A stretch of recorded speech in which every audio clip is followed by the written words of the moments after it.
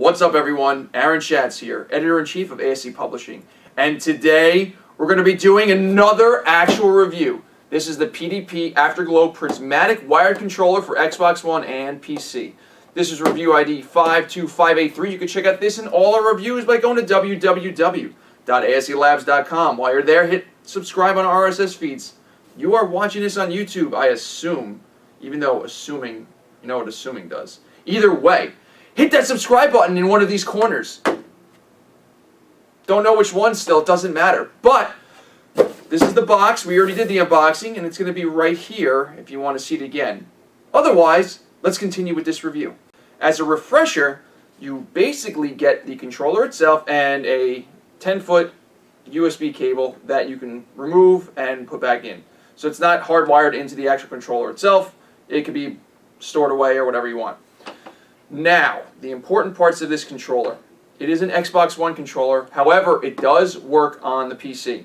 If the PC supports X input, which is Microsoft's proprietary controller standard for stuff. It's not like original, like when you plug in a regular joystick and everything's just like, oh, it just works and it maps all the buttons. X input is like Microsoft's proprietary sort of communication protocol for their Xbox controllers and stuff.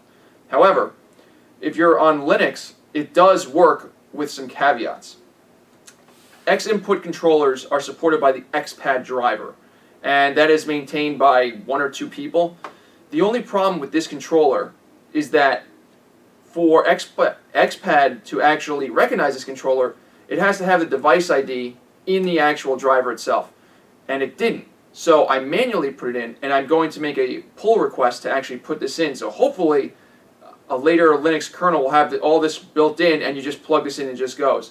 However, I'll put a link to the actual patch that I use to actually get this working on Linux. And once you just put the device ID in there, it just works fine. All this stuff works on the computer that should work.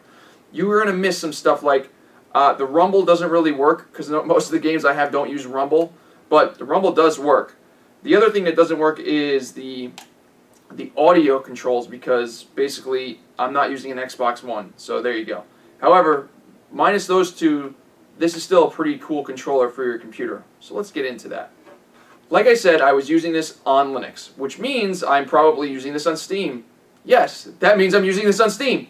Now, Steam originally, when I was playing with this, didn't have ways to remap buttons for some reason. It just went away, and then all of a sudden it came back. So I believe Steam now has a way to remap buttons. And once you remap all the buttons, because for some reason it just doesn't come up as standard layout. Once you go into Steam and remap all the buttons, this works fine in big picture mode and whatever other games. I've used Shovel Knight, Broforce, Axiom Verge, all that good stuff.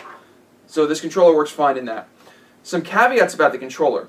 The analog sticks are good. They are very good. If you compare this with third-party controllers, most of them are crap. So this is more comparable to an original Xbox controller, Xbox 360 controller. That being said, the dead zones on these are almost non-existent. And that's not a big deal because you can actually set them in most calibration software on the computer.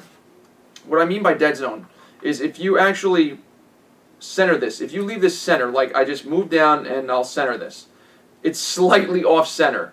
And that's not a big deal, most controllers do that. However, there is no dead zone set up, so you have to make sure you set a dead zone because it's going to always be a little bit off center. So a 5% dead zone should be fine for this. So just make sure that when you're in a calibration software, you set up dead zones for this. Because the centering is okay, it's not great. It's not like the 360 controllers that I use that you basically like, boom, you release it and it's perfectly zeroed out. That's not the case with this. You're going to get slightly off center. But that's normal, it just needs to have a dead zone set up. So make sure that you do that. Going over the feel of the controller is actually very, very good. I really don't like third-party controllers because they are of lower quality and everything just doesn't feel well. This controller feels pretty good. It doesn't feel as nice as the 360 controllers. It's just a personal preference on this one. However, once you get used to it, it plays just fine. All the controls and everything, even the D-pad works great.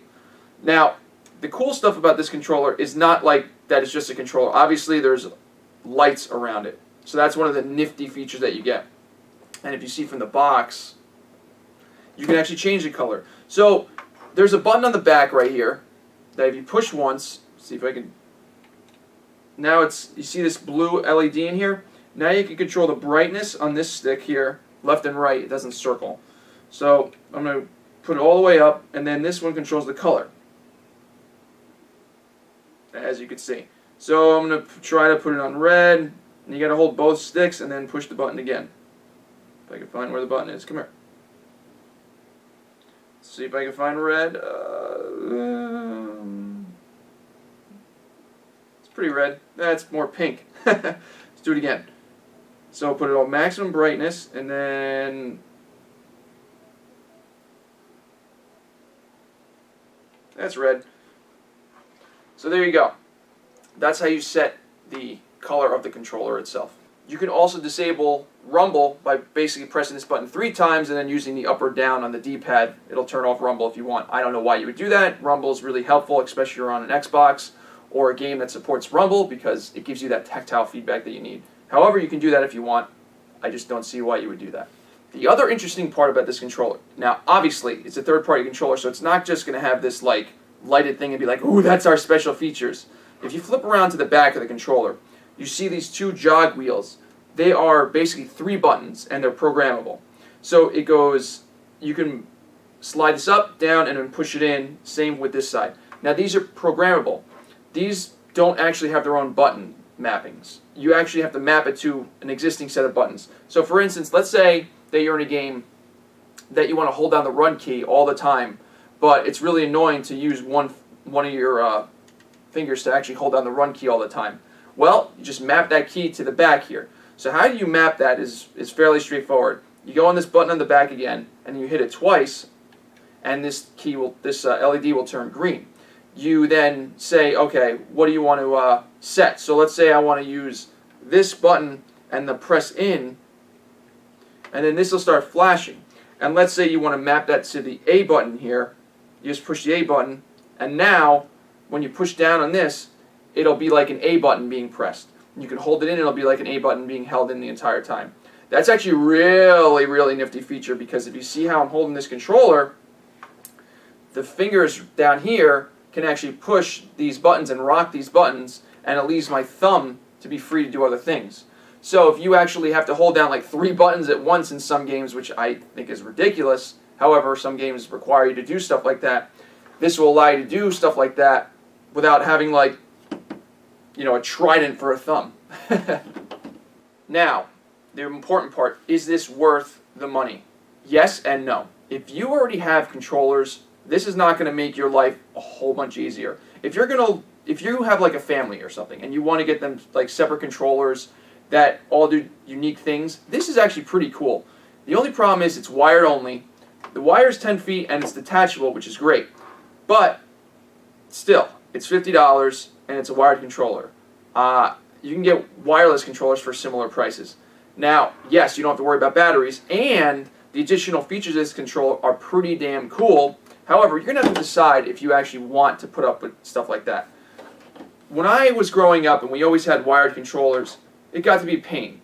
Moving to wireless controllers was awesome. I mean, yeah, if you're all adults and you don't have kids pulling these wires everywhere, it's great. If you have little kids, I don't know, you're taking a risk, because they'll just start pulling this stuff, and yeah, it'll break apart, but still, I mean, why would you risk damaging stuff? So if you are going to be careful with your controllers and stuff, this is a pretty cool controller. It does a lot of things, and if you're one of those people that like to play video games that make you press like 40 buttons at once, these programmable buttons on the back are a real big help. Like I said, I'm going to be putting a link to the patch that I will be submitting to the XPad driver for Linux. However, if you want to actually like do this yourself, all you really have to do is just find the device ID for the USB thing, and it's all the same USB device ID. And you basically just put it in the driver, and then you say, hey, can you dynamically put this into the actual kernel itself? It's a DKMS module, which I think is redundant, but still. Basically, it's really easy. If you go on the XPad driver's website, it'll actually say like how to make changes and then how to make them automatically go, and even when you put in new kernels.